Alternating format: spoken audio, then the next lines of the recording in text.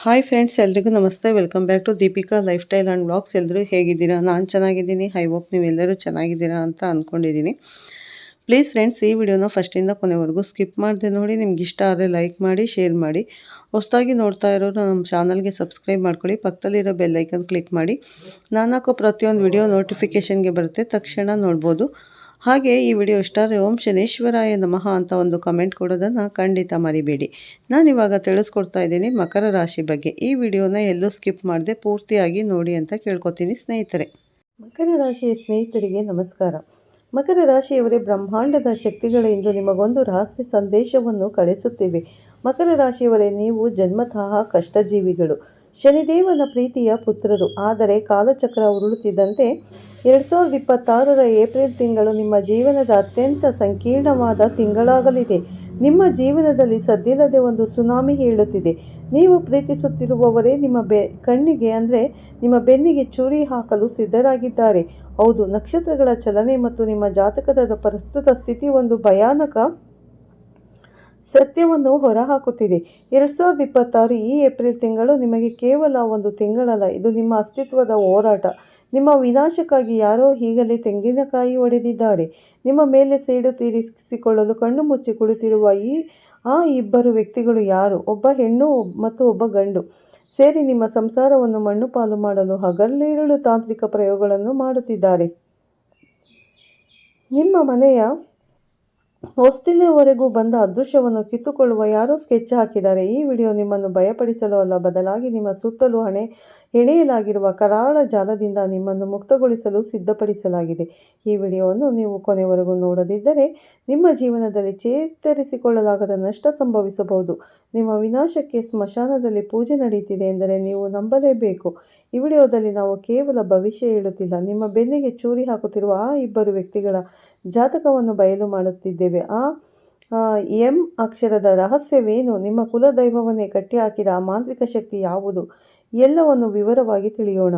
Video ಶುರು ಮಾಡುವ ಮುನ್ನ ಆ ಪರಶಿವನ ರಕ್ಷಣೆ ನಿಮಗಿರಲಿ ಎಂದು ಕಮೆಂಟ್ ಬಾಕ್ಸಲ್ಲಿ ಓಂ ನಮಃ ಶಿವಾಯ ಎಂದು ಬರೆಯಿರಿ, ಅಥವಾ ಓಂ ಶನೇಶ್ವರಾಯ ನಮಃ ಅಂತ ಬರೆಯಿರಿ. ನಿಮ್ಮ ಒಂದು ಲೈಕ್ ಈ ಮಾಹಿತಿಯನ್ನು ಕಷ್ಟದಲ್ಲಿರುವ ಇನ್ನೂ 10 ಮಂದಿ ಮಕರ ರಾಶಿಯವರಿಗೆ ತಲುಪಿಸಲು ಸಹಾಯ ಮಾಡುತ್ತದೆ. ಬನ್ನಿ, ನಿಮ್ಮ ಬೆನ್ನ ಹಿಂದಿರುವ ಆ ಕರಾಳ ಶಕ್ತಿಗಳ ಮುಖವಾಡವನ್ನು ಇಂದು ಕಳಚೋಣ. ಮೊದಲು ನಾವು ಮಕರ ರಾಶಿಯವರ ವ್ಯಕ್ತಿತ್ವ ಮತ್ತು ದೌರ್ಬಲ್ಯದ ಬಗ್ಗೆ ತಿಳಿಯೋಣ. ಮಕರ ರಾಶಿಯವರ ಅಧಿಪತಿ ಶನಿ ದೇವರು. ಶನಿ ಎಂದರೆ ಶಿಸ್ತು, ಶ್ರಮ ಮತ್ತು ನ್ಯಾಯ. ನೀವು ಯಾರನ್ನು ಸುಲಭವಾಗಿ ನಂಬುವುದಿಲ್ಲ, ಆದರೆ ಒಮ್ಮೆ ನಂಬಿದರೆ ನಿಮ್ಮ ಪ್ರಾಣವನ್ನೇ ಕೊಡುತ್ತೀರಿ. ಇದೇ ನಿಮ್ಮ ಮೊದಲ ದೌರ್ಬಲ್ಯ. ನೀವು ಯಶಸ್ಸಿನ ಶಿಖರ ಏರುತ್ತಿದ್ದಂತೆ ನಿಮ್ಮ ಸುತ್ತಲೂ ಅಸೂಹೆಗಳ ಗೋಡೆಗಳು ನಿರ್ಮಾಣವಾಗುತ್ತವೆ. ಇವನು ಹೇಗೆ ಇಷ್ಟೊಂದು ಬೇಗ ಬೆಳೆದ? ಇವನಿಗೆ ಇಷ್ಟೊಂದು ಹಣ ಎಲ್ಲಿಂದ ಬಂತು ಎಂಬ ಮಾತುಗಳು ನಿಮ್ಮ ಬೆನ್ನ ಹಿಂದೆ ಕೇಳಿಬರುತ್ತವೆ. ನೀವು ಮುಗ್ಧವಾಗಿ ನಿಮ್ಮ ಮುಂದಿನ ಯೋಜನೆಗಳನ್ನು, ಅಂದರೆ ಉದಾಹರಣೆಗೆ ಮನೆ ಕಟ್ಟುವ ಪ್ಲಾನ್, ನಿಮ್ಮ ಸಂಸಾರದ ವಿಷಯಗಳು ಅಥವಾ ಮಗಳ ಮದುವೆ ಮುಂತಾದ ಶುಭ ಸುದ್ದಿಗಳನ್ನು ಎಲ್ಲರ ಮುಂದೆ ಹೇಳಿಕೊಳ್ಳುತ್ತೀರಿ. ಶಾಸ್ತ್ರ ಹೇಳುತ್ತದೆ, ಶುಭಂ ಗುಪ್ತಂ, ಅಂದರೆ ಶುಭ ಕಾರ್ಯಗಳು ಗುಪ್ತವಾಗಿರಬೇಕು. ಆದರೆ ನೀವು ಎಲ್ಲವನ್ನ ಹಂಚಿಕೊಂಡು ಶತ್ರುಗಳಿಗೆ ಆಯುಧ ನೀಡುತ್ತಿದ್ದೀರಿ. ಮಕರ ರಾಶಿಯವರೇ, ನಿಮ್ಮ ಜಾತಕವನ್ನು ಆಳವಾಗಿ ವಿಶ್ಲೇಷಿಸಿದಾಗ ಲಭ್ಯವಾದ ಮಾಹಿತಿಗಳು ಬೆಚ್ಚಿ ಬೀಳಿಸುವಂತಿದೆ. ನಿಮ್ಮ ಶತ್ರುಗಳು ಹಾವಿಗಿಂತಲೂ ವಿಷಕಾರಿಯಾಗಿದ್ದಾರೆ. ಅವರು ನೇರವಾಗಿ ನಿಮ್ಮ ಮುಂದೆ ಬರುವುದಿಲ್ಲ, ಬದಲಾಗಿ ನಿಮ್ಮ ಫೋಟೋಗಳನ್ನು ಹಿಡಿದು ಸ್ಮಶಾನದಲ್ಲಿ ಕ್ಷುದ್ರ ಪೂಜೆಗಳನ್ನು ಮಾಡಿಸುತ್ತಿದ್ದಾರೆ. ಶಾಸ್ತ್ರಗಳ ಪ್ರಕಾರ ಮಕರ ರಾಶಿಯ ಅಧಿಪತಿ ಶನಿ ದೇವರು ನ್ಯಾಯದೇವರಾಗಿದ್ದಾರೆ. ಇದ್ದರೂ ನಿಮ್ಮ ಜಾತಕದಲ್ಲಿ ರಾಹು ಮತ್ತು ಕೇತುಗಳ ಪ್ರಭಾವ ಹೆಚ್ಚಾದಾಗ ಶತ್ರುಗಳಿಗೆ ಬಲ ಸಿಗುತ್ತದೆ. ಪ್ರಸ್ತುತ ನಿಮ್ಮ ರಾಶಿಯ ಮೇಲೆ ನಕಾರಾತ್ಮಕ ಶಕ್ತಿಗಳ ಕಣ್ಣು ಬಿದ್ದಿದೆ. ನಿಮ್ಮ ಮನೆಯ ಹೊಸ್ತಿಲ ಬಳಿ ನಿಂಬೆಹಣ್ಣು, ಕುಂಕುಮ ಅಥವಾ ವಿಚಿತ್ರ ವಸ್ತುಗಳು ಕಂಡು ಬರುತ್ತಿದೆಯಾ? ಹಾಗಿದ್ದಲ್ಲಿ ಎಚ್ಚರ. ಈ ಶತ್ರುಗಳು ನಿಮ್ಮ ಹಿತೈಷಿಗಳಂತೆ ನಟಿಸುತ್ತಾರೆ. ನಿಮ್ಮ ಏಳಿಗೆಯೇ ನಮ್ಮ ಗುರಿ ಎಂದು ಸಿಹಿಯಾಗಿ ಮಾತನಾಡಿ ನಿಮ್ಮ ಒಳಗಿನ ಗುಟ್ಟುಗಳನ್ನು ತಿಳಿದುಕೊಳ್ಳುತ್ತಾರೆ. ನೀವು ಅವರನ್ನು ಕುರುಡಾಗಿ ನಂಬಿ ಸಲಹೆ ಕೇಳಲು ಹೋಗುತ್ತೀರಿ, ಆದರೆ ಅವರು ನೀಡುವ ಪ್ರತಿಯೊಂದು ಸಲಹೆಯು ನಿಮ್ಮನ್ನು ಪ್ರಪಾತಕ್ಕೆ ತಳ್ಳುವ ಕುತಂತ್ರವಾಗಿರುತ್ತದೆ. ಈ ಸತ್ಯ ಕಹಿಯಾಗಿದ್ದರೂ ನೀವು ನಂಬಲೇಬೇಕು. ಈಗ ಆ ಕರಾಳ ಸತ್ಯದ ಸಮಯ. ನಿಮ್ಮ ಜಾತಕದ ಅಷ್ಟಮ ಮತ್ತು ದ್ವಾದಶ ಭಾವಗಳಲ್ಲಿ ನಕಾರಾತ್ಮಕ ಗ್ರಹಗಳ ಸಂಚಾರವಿರುವುದರಿಂದ ಶತ್ರುಗಳಿಗೆ ನಿಮ್ಮ ಮೇಲೆ ಪ್ರಭಾವ ಬೀರಲು ದಾರಿ ಸಿಕ್ಕಿದೆ.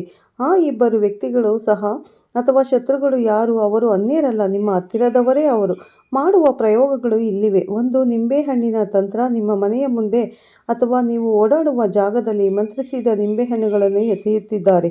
ಇದು ನಿಮ್ಮ ಬುದ್ಧಿಯನ್ನು ಮಂದಗೊಳಿಸುತ್ತದೆ. 2. ಸ್ಮಶಾನ ಪೂಜೆ. ನಿಮ್ಮ ಫೋಟೋ ಅಥವಾ ನಿಮ್ಮ ಬಟ್ಟೆಯ ತುಣುಕನ್ನು ಬಳಸಿ ಸ್ಮಶಾನದಲ್ಲಿ ಸ್ತಂಭನ ಪೂಜೆ ಮಾಡಿಸುತ್ತಿದ್ದಾರೆ. ಇದರಿಂದ ನೀವು ಎಷ್ಟೇ ಕಷ್ಟಪಟ್ಟರೂ ಫಲ ಸಿಗದಂತೆ ಆಗುತ್ತದೆ. 3. ನರದೃಷ್ಟಿ. ಕಲ್ಲು ಸಕ್ಕರೆಯಂತೆ ಮಾತನಾಡಿ ಕರಳು ಕೊಯ್ಯುವವರು ಇವರು. ನಿಮ್ಮ ಮನೆಯ ನೆಮ್ಮದಿಯನ್ನು ಹರಿಸಲು ಇವರು ಒಂದು ಕೆಟ್ಟ ದೃಷ್ಟಿ ಸಾಕು. ನೀವು ಶತ್ರುಗಳನ್ನು ಎಲ್ಲಿಯೋ ಹೊರಗಡೆ ಹುಡುಕುತ್ತಿದ್ದೀರಿ, ಆದರೆ ಅವರು ನಿಮ್ಮ ಪಕ್ಕದಲ್ಲೇ ಇದ್ದಾರೆ. ಕಂಕುಳಲ್ಲಿ ಮಗುವನ್ನಿಟ್ಟುಕೊಂಡು ಊರೆಲ್ಲ ಹುಡುಕಿದಂತೆ ನಿಮ್ಮ ಸ್ಥಿತಿಯಾಗಿದೆ. ಆ ಇಬ್ಬರು ವ್ಯಕ್ತಿಗಳು ನಿಮ್ಮ ರಕ್ತ ಸಂಬಂಧಿಗಳೇ ಅಥವಾ ಅತ್ಯಂತ ಆಪ್ತ ಗೆಳೆಯರೇ ಆಗಿದ್ದಾರೆ. ನಿಮ್ಮ ಶತ್ರುಗಳ ಗುರುತು ಹೀಗಿದೆ. 1. ಪುರುಷ ಶತ್ರು. ಇವನ ವಯಸ್ಸು ಸರಿಸುಮಾರು 30ರಿಂದ 45 ವರ್ಷಗಳು ಒಳಗಿದೆ. ಇವನು ನಿಮ್ಮ ಪ್ರತಿಯೊಂದು ಹೆಜ್ಜೆಯ ಮೇಲೆ ನಿಗಾ ಇಟ್ಟಿದ್ದಾನೆ. 2. ಮಹಿಳಾ ಶತ್ರು. ಇವಳ ವಯಸ್ಸು 30ರಿಂದ 40ರ ಆಸುಪಾಸು. ಇವಳ ಹೆಸರಿನ ಮೊದಲ ಅಕ್ಷರ ಎಂನಿಂದ ಆರಂಭವಾಗುವ ಸಾಧ್ಯತೆ ದಟ್ಟವಾಗಿದೆ. ಇವರು ನಿಮ್ಮ ಮನೆಯ ಅನ್ನ ತಿಂದು ನಿಮ್ಮ ಮನೆಯ ವಿನಾಶವನ್ನೇ ಬಯಸುವ ನೀಚ ಮನಸ್ಥಿತಿಯವರು. ನೀವು ಹೊಸ ಕಾರು ಕೊಂಡರೆ, ಮನೆ ಕಟ್ಟಲು ಪ್ಲಾನ್ ಮಾಡಿದರೆ ಅಥವಾ ದಂಪತಿಗಳು ನಗುನಗುತ್ತಾ ಇದ್ದರೆ ಇವರ ಹೊಟ್ಟೆಯಲ್ಲಿ ಬೆಂಕಿ ಬೀಳುತ್ತದೆ. ನಿಮ್ಮ ಕಷ್ಟ ಅವರಿಗೆ ಕಾಣುವುದಿಲ್ಲ, ಕೇವಲ ನಿಮ್ಮ ಯಶಸ್ಸು ಮಾತ್ರ ಅವರಿಗೆ ಹೊಟ್ಟೆ ಕಿಚ್ಚು ತರಿಸುತ್ತದೆ. ನಿಮ್ಮ ಮನೆಯಲ್ಲಿ ಈ ಲಕ್ಷಣಗಳು ಕಂಡುಬಂದರೆ ಎಚ್ಚರ ಇರಲಿ. ನಿಮ್ಮ ಮನೆಯಲ್ಲಿ ದರಿದ್ರ ಲಕ್ಷ್ಮಿ ತಾಂಡವವಾಡಲು ಈ ಶತ್ರುಗಳ ದೃಷ್ಟಿಯೇ ಕಾರಣ. ನಿಮ್ಮ ಮನೆಗೆ ಮಹಾಲಕ್ಷ್ಮಿ ಬರಲು ಇಷ್ಟಪಡುತ್ತಾಳೆ, ಆದರೆ ಈ ವ್ಯಕ್ತಿಗಳ ನರದೃಷ್ಟಿಯಿಂದಾಗಿ ಆಕೆ ಹೊಸ್ತಲಿಂದಲೇ ವಾಪಸ್ ಹೋಗುತ್ತಿದ್ದಾಳೆ. ನಿಮ್ಮ ಮೇಲೆ ಪ್ರಯೋಗ ನಡೆದಿದೆಯೇ ಎಂದು ತಿಳಿಯಲು ಈ ಕೆಳಗಿನ ಸಣ್ಣ ಬದಲಾವಣೆಗಳನ್ನು ಗಮನಿಸಿ. 1. ಅನಿರೀಕ್ಷಿತ ರೋಗಗಳು. ವೈದ್ಯಕೀಯ ವರದಿಯಲ್ಲಿ ಎಲ್ಲವೂ ನಾರ್ಮಲ್ ಇರುತ್ತದೆ, ಆದರೆ ಮೈಕೈ ನೋವು, ತಲೆನೋವು ಮಾತ್ರ ಕಡಿಮೆಯಾಗುವುದಿಲ್ಲ. 2. ಕನಸುಗಳು. ಕನಸಿನಲ್ಲಿ ಹಾವುಗಳು ಸ್ಮಶಾನ ಮತ್ತು ಎತ್ತರದಿಂದ ಬೀಳುವಂತೆ ಭಾಸವಾಗುವುದು. 3. ಕಲಹ. ಸಣ್ಣ ವಿಷಯಕ್ಕೂ ಗಂಡ ಹೆಂಡತಿಯ ನಡುವೆ ವಿಪರೀತ ಜಗಳವಾಗುವುದು. 4. ದುರ್ವಾಸನೆ. ಮನೆಯಲ್ಲಿ ಯಾವುದೇ ಕಾರಣವಿಲ್ಲದೆ ಹಳೆಯ ವಸ್ತುಗಳ ಅಥವಾ ಕೊಳೆತ ವಾಸನೆ ಬರುವುದು. 5. ಅಕಸ್ಮಾತ್ತಾಗಿ ಕೆಂಪು ಇರುವೆಗಳ ದಂಡು ಬರುವುದು ಅಥವಾ ನಿಮ್ಮ ಮನೆಯ ಆವರಣದಲ್ಲಿ ಅಥವಾ ಬಾವಲಿಗಳ ಸಂಚಾರ. 6. ಮನೆಯಲ್ಲಿ ಜೇಡರ ಬಲೆಗಳು ವಿಪರೀತವಾಗುವುದು.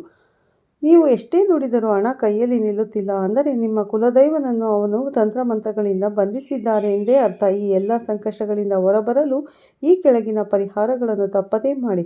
ಇದನ್ನು ಪೂರ್ಣ ನಂಬಿಕೆಯಿಂದ ಮಾಡಬೇಕು. 1. ಶಿವನ ಅಭಿಷೇಕ. ಸೋಮವಾರ ಅಥವಾ ಶನಿವಾರ ಒಂದು ತೆಂಗಿನ ಕಾಯಿಯನ್ನು ತೆಗೆದುಕೊಂಡು ಶಿವನ ದೇವಸ್ಥಾನಕ್ಕೆ ಹೋಗಿ ಶಿವನ ಪಾದದ ಬಳಿ ಆ ಕಾಯಿಯನ್ನು ಇಟ್ಟು ಯಾವುದಾದರೂ ಅರ್ಚನೆ ಅಥವಾ ಅಭಿಷೇಕ ಮಾಡಿಸಿ. ಈ ಸಮಯದಲ್ಲಿ ನಿಮ್ಮ ಮನಸ್ಸಿನಲ್ಲಿ ಓಂ ನಮಃ ಶಿವಾಯ ಎಂಬ ಜಪ ಮಾಡಿ. 2. ರಕ್ಷಾ ಕವಚ. ಆ ತೆಂಗಿನಕಾಯಿಯನ್ನು ಮನೆಗೆ ತಂದು ಒಂದು ಕೆಂಪು ಬಟ್ಟೆಯಲ್ಲಿ ಸುತ್ತಿ ನಿಮ್ಮ ಮನೆಯ ಮುಖ್ಯ ದ್ವಾರದ ಮೇಲೆ ಕಟ್ಟಿರಿ. ಇದನ್ನು ಮಾಡುವಾಗ ಓಂ ಘೋರ ಘೋರೇಭ್ಯೋ ನಮಃ ಎಂಬ ಘೋರ ಮಂತ್ರವನ್ನು ಪಠಿಸಿ. ಇದು ನಿಮ್ಮ ಮನೆಯ ದುಷ್ಟ ಶಕ್ತಿಗಳಿಂದ ರಕ್ಷಿಸುವ ಕವಚವಾಗುತ್ತದೆ. 3. ಹನುಮಂತನ ಆರಾಧನೆ. ನಿತ್ಯವೂ ಹನುಮಾನ್ ಚಾಲಿಸ ಪಠಿಸಿ. ಹನುಮಂತನಿರುವ ಕಡೆ ಯಾವುದೇ ಕ್ಷುದ್ರ ಪೂಜೆಗಳು ಕೆಲಸ ಮಾಡುವುದಿಲ್ಲ. ಪ್ರತಿದಿನ ಬೆಳಗ್ಗೆ ಸ್ನಾನದ ನಂತರನೂ ಹನುಮಂತನ ಮುಂದೆ ಕುಳಿತುಕೊಂಡು ಈ ಮಂತ್ರವನ್ನು 21 ಬಾರಿ ಹೇಳಿ. ಓಂ ನಮೋ ಭಗವತೆ ಆಂಜನೇಯಾಯ ಮಹಾಬಲಾಯ ಸ್ವಾಹ. ಇದು ನಿಮ್ಮ ಸುತ್ತಲೂ ಒಂದು ಅದೃಶ್ಯ ಶಕ್ತಿಯ ಗೋಡೆಯನ್ನು ನಿರ್ಮಿಸುತ್ತದೆ. 4. ಶಿವನ ಮೃತ್ಯುಂಜಯ ಮಂತ್ರ. ಶತ್ರುಗಳ ಸ್ತಂಭನ ಪ್ರಯೋಗವನ್ನು ಮುರಿಯಲು ಈ ಮಂತ್ರಕ್ಕಿಂತ ಶ್ರೇಷ್ಠವಾದುದು ಯಾವುದೂ ಇಲ್ಲ. ಓಂ ತ್ರಯಂಬಕಂ ಯಜಾಮಹೇ ಸುಗಂಧಿಂ ಪುಷ್ಟಿವರ್ಧನಂ ಊರ್ವಾರುಕ ಬಂಧನ ಮೃತ್ಯೋರ್ಮುಕ್ಷಿಯ ಮಮಾತೃ. 5. ಉಪ್ಪಿನ ನೀರಿನ ತಂತ್ರ. ಪ್ರತಿ ಮಂಗಳವಾರ ಮತ್ತು ಶುಕ್ರವಾರ ನಿಮ್ಮ ಮನೆಯನ್ನು ಒರೆಸುವ ನೀರಿಗೆ ಸ್ವಲ್ಪ ಕಲ್ಲುಪ್ಪನ್ನು ಹಾಕಿ. ಇದು ಮನೆಯೊಳಗಿನ ವಾಮಾಚಾರದ ಪ್ರಭಾವವನ್ನು ಕಡಿಮೆ ಮಾಡುತ್ತದೆ.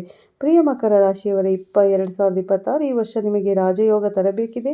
ರಾಹು ಮತ್ತು ಶನಿ ನಿಮ್ಮನ್ನು ಪರೀಕ್ಷಿಸುತ್ತಿದ್ದಾರೆ, ಆದರೆ ನೀವು ಧೈರ್ಯ ಕೆಡಬೇಡಿ. ಶತ್ರುಗಳು ಎಷ್ಟೇ ಬಲಿಷ್ಠರಾಗಿದ್ದರೂ ಧರ್ಮದ ಹಾದಿಯಲ್ಲಿರುವ ನಿಮಗೆ ಜಯ ಖಚಿತ.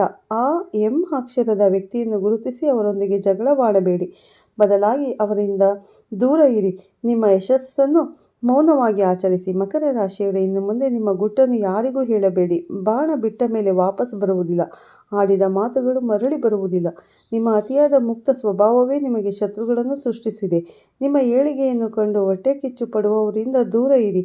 ಯಾರು ನಿಮ್ಮ ತಪ್ಪುಗಳನ್ನು ಮುಖದ ಮೇಲೆ ಹೇಳುತ್ತಾರೋ ಅವರೇ ನಿಮ್ಮ ನಿಜವಾದ ಹಿತೈಷಿಗಳು. ಯಾರು ಅತಿಯಾದ ನಿಮ್ಮನ್ನು ಹೊಗಳುತ್ತಾರೋ ಅವರ ಬಗ್ಗೆ ಎಚ್ಚರ ಇರಲಿ.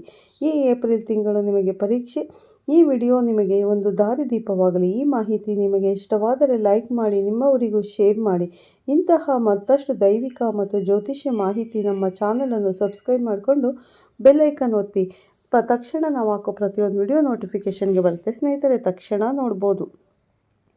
ಈ ಏಪ್ರಿಲ್ ಕೊನೆಯಲ್ಲಿ ಯಾವ ರೀತಿ ಇದೆ ಫಲ, ನಿಮ್ಮ ಫಲ ಅಂದರೆ ಮಕರ ರಾಶಿಯ ಫಲ ಅನ್ನೋದು ಸಂಪೂರ್ಣ ಮಾಹಿತಿನ ಶೇರ್ ಮಾಡಿದ್ದೀನಿ.